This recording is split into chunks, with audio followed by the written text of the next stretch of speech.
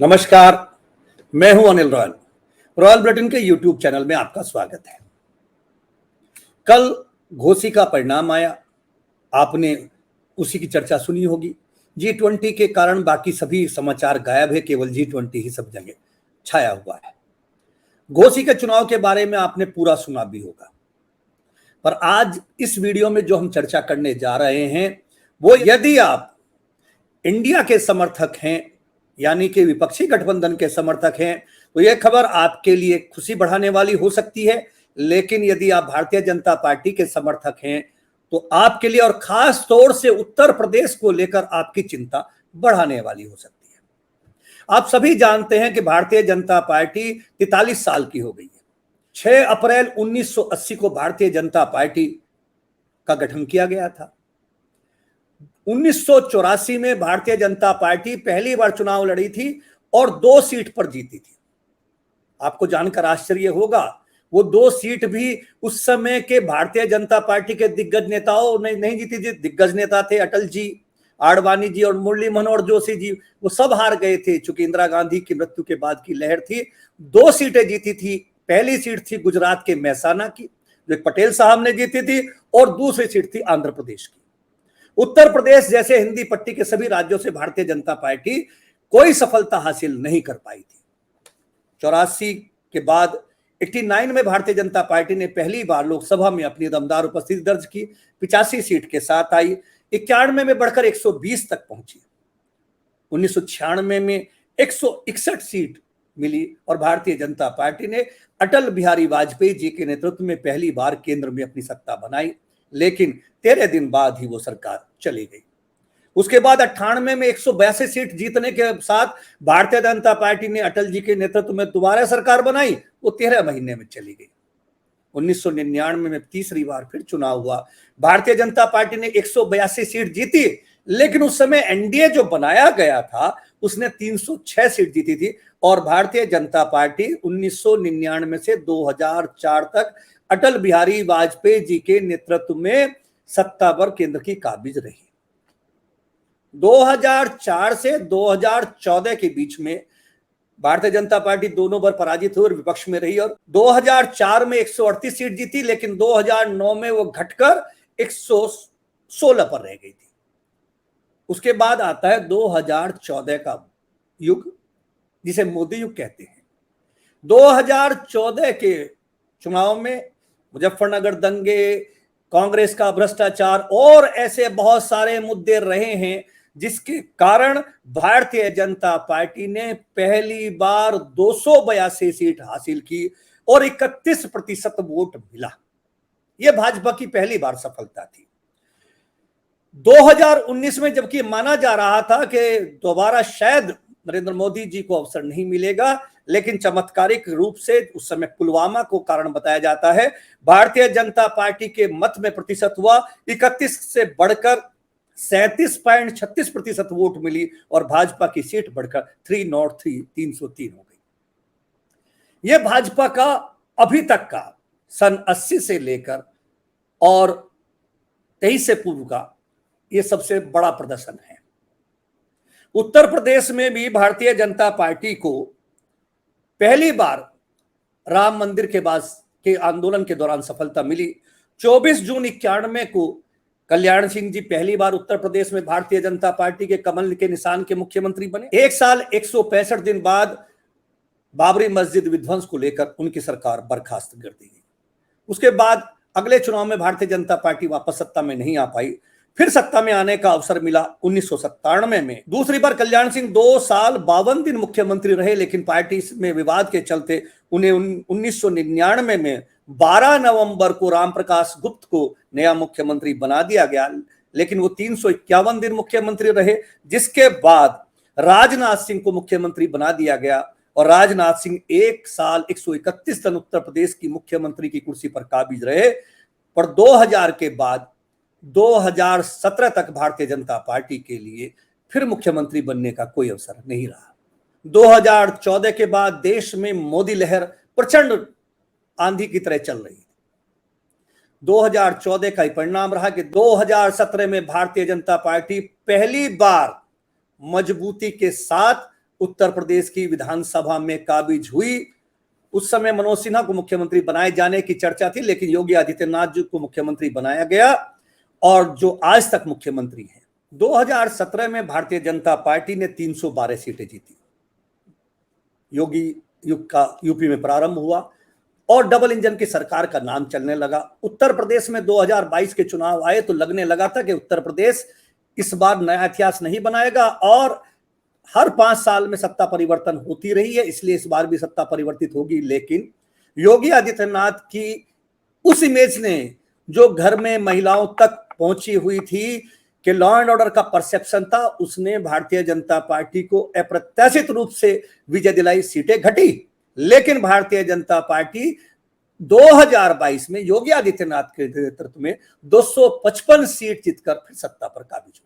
आज की वीडियो में जिस महत्वपूर्ण मुद्दे पर हम चर्चा करने जा रहे हैं वो मुद्दा है घोसी समेत देश की 7 विधानसभा और उत्तर प्रदेश के 7 अन्य चुनावों का, जिसका कल परिणाम आया है। आपने घोसी का चुनाव तो सुना ही होगा, घोसी के बारे में तो आप सब जगह पढ़ चुके होंगे। घोसी में भारतीय जनता पार्टी पिछली बार 22,000 वोट से जीती थी, इस बार 47,000 वोट से हार गई है। घोसी का चुनाव जैसा कि आप जानते हैं, कल जो परिणाम आया था उसमें समाजवादी पार्टी के सुधाकर सिंह 42,759 वोट से चुनाव जीत गए हैं, जबकि भारतीय जनता पार्टी के दारा सिंह चौहान चुनाव हार गए हैं। दारा सिंह चौहान 2022 के विधानसभा चुनाव में इसी सीट से समाजवादी पार्टी के प्रत्याशी थे और वो चुनाव 22,000 से जीत गए थे, लेकिन अब उपचुनाव में उन्होंने सपा छोड़कर भाजपा से पर्चा भरा तो चुनाव हार गए। पार्टी का कहना यह है कि दारा सिंह चौहान की बार बार की दल बदल की छवि इस चुनाव में हार का कारण रही है। आपको यहां यह भी उल्लेख कर दें कि जब 2022 के चुनाव की चर्चा शुरू हुई थी तो ओपी राजभर, दारा सिंह चौहान, स्वामी प्रसाद मौर्य और सहारनपुर के धर्म सिंह सैनी समेत दर्जनों भारतीय जनता पार्टी के नेता भारतीय जनता पार्टी छोड़कर समाजवादी पार्टी में चले गए थे। चूंकि सबको उम्मीद लग रही थी कि भाजपा की सरकार जाएगी, सपा की आएगी, पर सरकार नहीं तो ओपी राजभर भी वापस भाजपा के साथ आ गए हैं, दारा सिंह भी साथ आ गए हैं। यहां ट्विस्ट यह है कि इन दोनों की भाजपा में वापसी हुई है केंद्रीय गृह मंत्री अमित शाह के जरिए। और आपको यह भी बता दें कि अमित शाह और योगी आदित्यनाथ के बीच संबंध जो प्रत्यक्ष रूप से दिखते हैं मधुर नहीं है।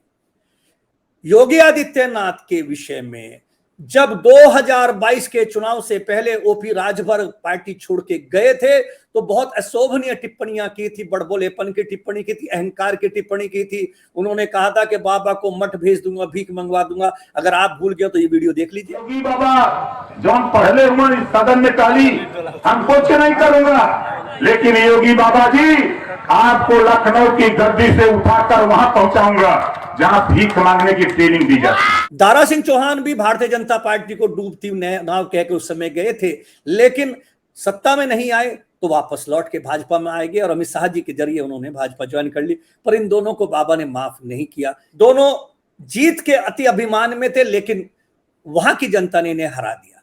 घोसी की जनता ने इन्हें क्यों हरा दिया?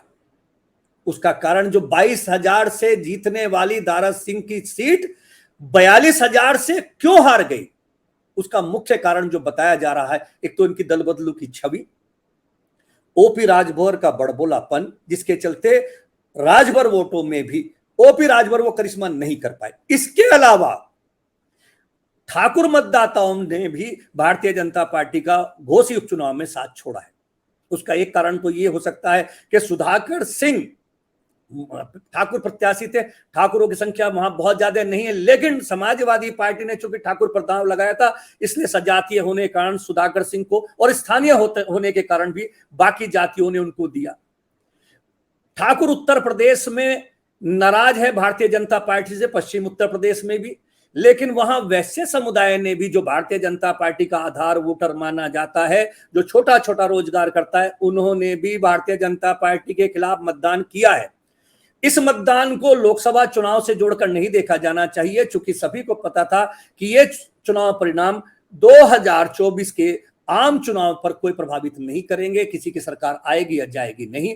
इसलिए हो सकता है ये चुनाव से अलग हो, इसको भले ही इंडिया प्रचारित कर रहा हो, पर अभी इसको 2024 का सेमीफाइनल कहा जाना उचित नहीं है।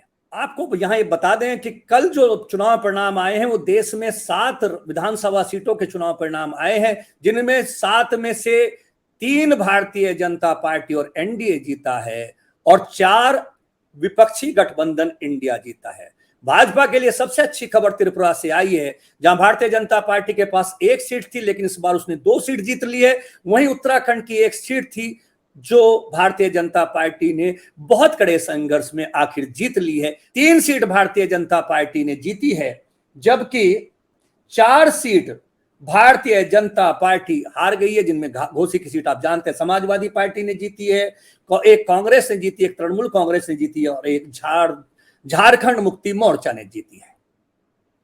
भाजपा ने 7 में से 3 और इंडिया ने 7 में से 4 जीती है। यह भाजपा के लिए और इंडिया के लिए बहुत खुशी और चिंता का विषय नहीं हो सकता, लेकिन जो चीज हम बताने जा रहे हैं वो भारतीय जनता पार्टी के लिए निश्चित रूप से चिंतन का विषय जरूर होगी। आपको यह बता दें कि कल उत्तर प्रदेश में इस एक घोसी के उपचुनाव के साथ साथ 7 और ठीक ठाक चुनाव हुए थे। 7 जिलों में 7 सीट पर जिला पंचायत के भी चुनाव हुए थे और जिला पंचायत के विषय में आप सभी जानते हैं कि एक विधानसभा क्षेत्र में शहरी क्षेत्र को छोड़कर कहीं 3, कहीं 4, कहीं 5, कहीं 7 तक जिला पंचायत की सीटें होती हैं और हर वर्ग के लोगों के 8-8, 7-7, 8-8, 10-10, 15-15 गांव मिलकर एक जिला पंचायत सदस्य जिताते हैं। भारतीय जनता पार्टी 2014 में उत्तर प्रदेश के गांव-गांव तक पहुंच गई थी। गांव-गांव में बूथ अध्यक्ष तक भाजपा के हैं। 2014 के बाद भाजपा का कोई गांव ऐसा नहीं है जहां भाजपा का कोई वोटर ना हो, कोई सपोर्टर ना हो। मुस्लिम बाहुल्य क्षेत्रों में भी जहां यह माना जाता है कि भाजपा का कोई वोट नहीं है, वहां भी भाजपा को हर जगह 1-2%, 4%, 5%, कहीं कहीं 10% तक वोट मिलती हैं। ऐसे में भारतीय जनता पार्टी उत्तर प्रदेश की सभी 7 जिला पंचायत सीटें भी हार गई हैं।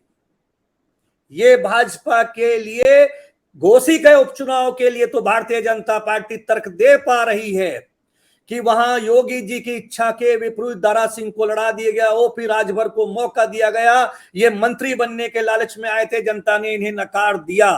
पर उत्तर प्रदेश में सभी 7 जिला पंचायत सीटों पर भारतीय जनता पार्टी हार गई है, जिनमें मिर्जापुर, लखनऊ, जालौन, बरेली जैसे जिले शामिल हैं। साथ ही एक पार्षद की सीट भी भारतीय जनता पार्टी हार गई है।